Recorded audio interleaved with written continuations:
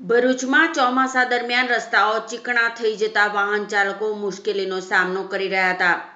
શહેરના કસક વિસ્તારમાં ચીકણા રસ્તા પર ટુ વ્હીલર સ્લીપ થઈ જવાની ઘટના બની હતી। આ અંગેની જાણ નગર સેવા સદનને કરાતા નગર સેવા સદને સાફ સફાઈ માટે કામદારો નહીં પરંતુ ફાયર બ્રિગેડ મોકલ્યું હતું। ફાયર બ્રિગેડના જવાનોએ ફાયર ટેન્ડરની મદદથી ચીકણા રસ્તા સાફ કર્યા હતા, જેનો વિડીયો પણ વાયરલ થયો છે। ત્યારે ફાયર બ્રિગેડ આવા કામો માટે હોય છે કે કેમ તે સહિતના પ્રશ્નો પણ ઉઠી રહ્યા છે। આ મામલે ભરૂચ નગર સેવા સદનના ચીફ ફાયર ઓફિસર ચિરાગ ગઢવીનું નિવેદન સામે આવ્યું છે।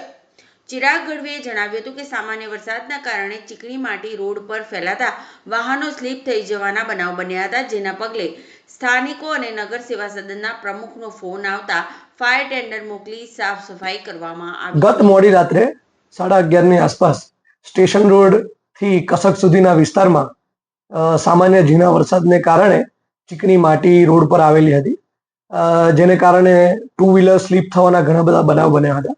જેને પગલે સ્થાનિકો તેમજ માનનીય પ્રમુખશ્રીની સૂચનાને લઈ તાત્કાલિક ફાયરની એક ગાડી લોકોની સલામતી માટે ત્યાં આગળ પાણીનો મારો ચલાવી જે પણ ચીકણી માટી હતી તેને દૂર કરી હતી, જેથી અવર જવરમાં લોકોને હેરાન પરેશાની ના થાય અને ટુ વ્હીલર લઈને જતા લોકો સ્લીપ થતા અટકી શકે।